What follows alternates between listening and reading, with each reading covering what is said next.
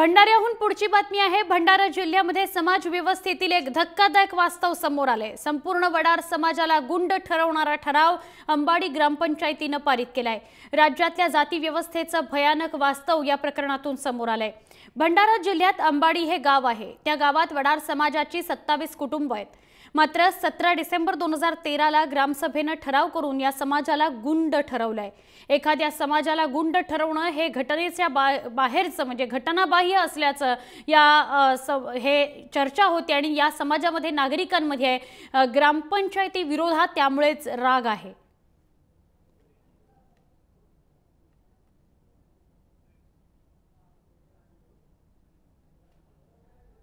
7 वर्षापासून इथे राहून राहिले। तो काही लोकांना विरोध केले आमच्यावर। हे जागा पारिष्टमध्ये होतं म्हणून आम्ही इथे झोपड्या टाकून बसले होते। काही दिवसांना ग्रामपंचायत लोकांना माहिती झाला हे जागा म्हणजे ग्रामपंचायतीची आहे, सरकारी जागा आहे। काही दिवसांना आमच्यावर विरोध केले होते, तुम्ही इथून उठा, नोटीस पाठायचे आरण आणि म्हणजे तहसीलदाराला बी नाही विचारायचं, फक्त ग्रामपंचायतून नोटीस दाडाचे, इथून नको राहा तुम्ही। आणि काही दिवसांना नाही का पेपरामध्ये पण दिले हे लोक चोरी करते, ते लोक गुंडागिरी करते, फालतूच जेवण राहिले। आम्ही काम करतो, जाते पाटे बनवतो आणि काही केसावर नाही का भांडी विकतो। आम्हाला पाण्याचा त्रास म्हणलं तर नरावर जावाचं तर आमच्या लेकराले मारत होता पाण्याबद्दल आणि त्याच्याबद्दल आम्ही गेले होते तर आमचे माणसालाही मारला आणि एक बाईलाही मारला। पहिले भरत नव्हते, आता मग ते बोरिंग उपडल्यावर आता म्हणते का भरा पाणी म्हणून। पहिले लई वाद करत होते पाण्याच्या बद्दल।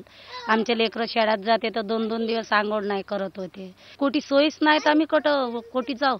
एवढा पाण्या पावसात एवढा पूर्ण घाणाट जागा होता, त्याला साफसूफ करून सने आम्ही येथे बसले। आता आम्हाला जागा कुठे राहतच नाही, आम्हाला कुठेही जागा नाही, आता आम्ही कुठं जाऊ कुठं। बातमी आहे भंडाऱ्यातून। भंडाऱ्यामध्ये संपूर्ण वडार समाज जो आहे त्याला गुंड ठरवणारा असा ठराव अंबाडी ग्रामपंचायतीने पारित केलेला आहे। हा समाज जो आहे या समाजातले सगळे लोक गुंड प्रवृत्तीचे आहेत असं या ठरावात म्हटलं गेलेलं आहे। जर आपण पाहू शकाल,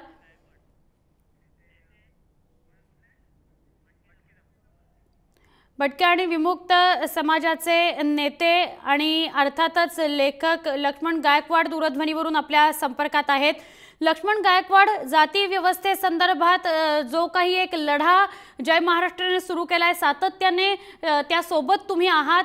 आपण आता बघतो आहोत भंडाऱ्यातली ही बातमी आहे, एक समाज, पूर्ण वडार समाज, त्याला गुंड ठरवणारा ठरावच पारित केला ग्रामपंचायतीने, काय सांगाल?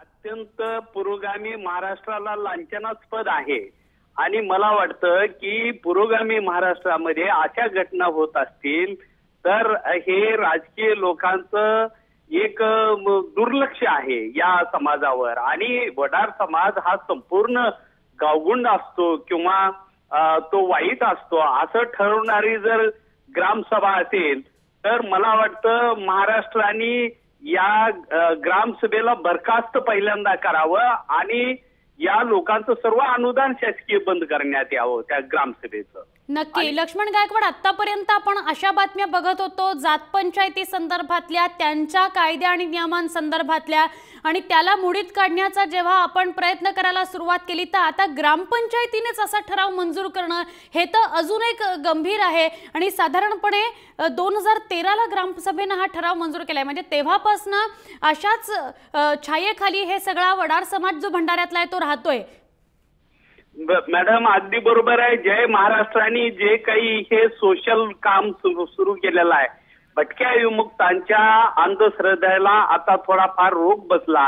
आता परत ग्रामसभा हे नव्यानं आणखीन जातीवाद वाढवत आहे आणि इथे तर आपल्याकडे जातीचे प्रत्येक लोक आपल्या आपल्या मागण्या पुढे करत आहेत, गावगाड्यातले लोक। आणि मूळच्या भटक्या विमुक्ताला मात्र या महाराष्ट्रात ग्रामसभाच हद्दपार करत आहे। म्हणजे तुम्ही गावात राहायचं नाही, तुम्ही विकास करायचा नाही, वडार समाजाने दगड काढायचा नाही, हे किती दुर्दैव आहे। भंडारा सारखा विभागामध्ये जिथे राजकारणी लोक एवढ्या मोठ्या आघाडीवर आहेत, खासदार आमदार आहेत, हे काय करतात? आणि म्हणून मला सतत वाटतं की ग्रामसभेला जास्त महत्व देणं हे चुकीचं ठरत आहे। पश्चिम महाराष्ट्रामध्ये सुद्धा वडार समाजांना असं ग्रामसभेनं बहिष्कृत करण्याचं किंवा त्यांना गावात न येऊ देण्याचं नवकट कारस्थान करत आहेत. कारण ते दगडाच्या ज्या खदानी आहेत त्या दगडाच्या खदानीमध्ये आता नवे लोक काम करत आहेत, बिल्डर्स काम करत आहेत. मग वडराच्या लोकांनी रॉयल्टी भरा, नाही तर गावाच्या हद्दपार तुम्ही बाहेर जावा, अशा पद्धतीचं नवं वातावरण पुरोगामी महाराष्ट्रात होत आहे. हे मला वाटतं पुरोगामी महाराष्ट्राला अत्यंत काळिमा फासणारं कृत्य आहे. आणि पृथ्वीराज चव्हाण जर खरे निकीचे असतील तर मूळच्या या विमुक्त भटक्यांचा काहीतरी सोक्षमोक्ष लावतील. फार महत्वाचं आपण लक्ष्मण गायकवाड बोललेला आहात. तुर्तास धन्यवाद. आपण या सगळ्याविषयी आपलं मत मांडलं त्याबद्दल. सरतेशेवटी सरकार चालवताना त्याचा प्रमुख म्हणून मुख्यमंत्र्यांनी या सगळ्याकडे लक्ष देणं गरजेचं आहे. भटक्या विमुक्त समाजाकडे आणि भटक्या विमुक्त समाजाच्या अंतर्गत येणाऱ्या ज्या सगळ्या छोट्या छोट्या पोटजाती आहेत त्यांच्या स्वातंत्र्याकडे, त्यांच्या प्रश्नांकडे लक्ष दिलं पाहिजे. स्वतः मुख्यमंत्र्यांनी याकडे लक्ष दिलं पाहिजे असं लक्ष्मण गायकवाड म्हणतायत. आमचे प्रतिनिधी स्वतः जितेंद्र शिंगाडे आपल्या संपर्कात आहेत. आपण जितेंद्र शिंगाडे यांच्याशी बोलूया. जितेंद्र, आपण बघतोय वडार समाज जो आहे भंडाऱ्यामधला त्याला अशा प्रकारे गुंड ठरवण्याचं काम ग्रामसभेकडूनच झालेलं आहे. आपण काय सांगाल, 2013च्या दरम्यान ही सगळी घटना घडली आहे. आता नेमकं या सगळ्याकडे बघताना या सगळ्या वडार समाजाचं, त्यांचं नेतृत्व करणाऱ्यांचं काय म्हणणं आहे? सुवर्णा, हा जो वडार समाज आहे तो गेल्या 7 वर्षापासून या गावामध्ये राहत आहे. एकीकडे शासन, आता निवडणुका आहेत, गेल्या निवडणुका देखील झालेल्या आहेत आणि या निवडणुकीदरम्यान आमचा प्रदेश, आपला राज्य किती समोर आहे ते सांगण्याचा प्रयत्न करतो. मात्र जेव्हा या समाजाकडे, अशासारख्या ज्या भटक्या विमुक्त जातीतील समाजाकडे जेव्हा आपण बघतो तेव्हा आपण खरंच प्रगत आहो की नाही, हा एक इथे मोठा प्रश्न उपस्थित होतो. कारण जेव्हा एखादी शासकीय यंत्रणा म्हणजे ग्रामसभा, ग्रामपंचायत जेव्हा अशा प्रकारच्या भटक्या जमातीला बंड आणि गुंड प्रवृत्तीचं असल्याचं जेव्हा जाहीर करते तेव्हा आपण खरंच प्रगत आहोत का, हा एक इथे मोठा प्रश्न उपस्थित होतो. आपल्यासोबत आता एक संतोष पवार आहेत, येथील सामाजिक कार्यकर्ते आहेत आणि यांचा ज्या वडार समाजाचा जो प्रश्न आहे तो यांनी गेल्या काही दिवसांपासून लावून धरलेला आहे.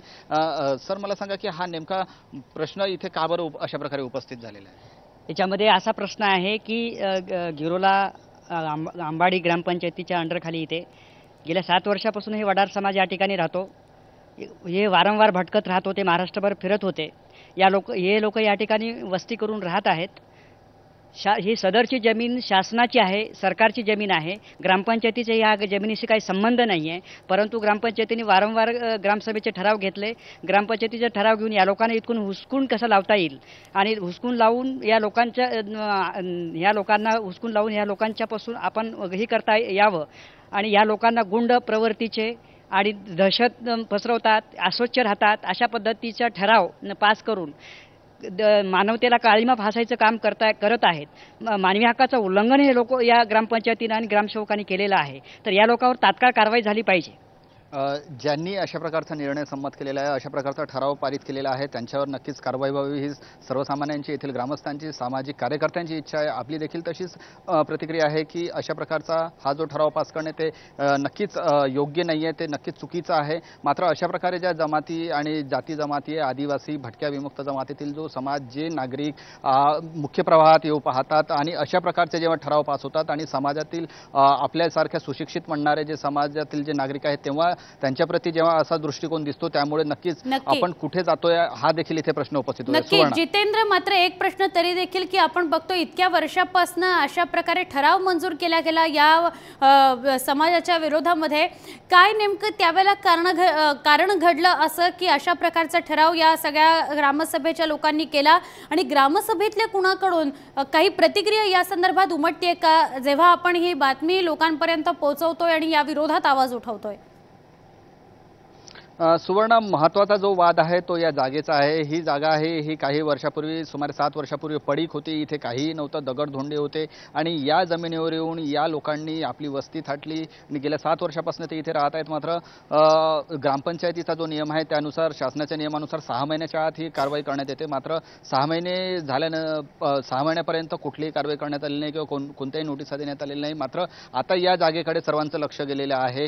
ही जागा खाली करून घ्यायची, हा हा त्या पाठीमागचा एक महत्त्वाचा घाट घातलेला आहे ग्रामपंचायतीने आणि त्यासाठी ते निरनिराळे उपाय करतायत. कधी पाण्याचा प्रश्न असतो किंवा मग ती जागा आहे त्या जागेवर स्मशानभूमी आहे असं अनधिकृत बोर्ड टाकण्यात येतो. कारण ही जी जागा आहे ती आपल्याकडे जी माहिती उपलब्ध आहे त्या माहितीनुसार ही महसुलाची विभागाची जागा आहे आणि ग्रामपंचायतीकडे फक्त देखभालीची जागा आहे. त्यामुळे महत्त्वाचं इथे आहे की ग्रामपंचायतीला या जागावरून खाली करण्याचा कोणताही अधिकार नाही आणि जर हे नागरिक इथून जर खाली करण्यात आले तर कुठे जाणार? त्यांची स्वतःची जमीन नाही आहे, त्यांच्या स्वतःचा जुमला नाही आहे, ते गेल्या अनेक वर्षापासून भटकत आहेत. आता ते स्थायिक होण्याचा प्रयत्न करत आहेत. नक्की. धन्यवाद जितेंद्र, आपण या सगळ्याविषयी अधिक माहिती दिल्याबद्दल.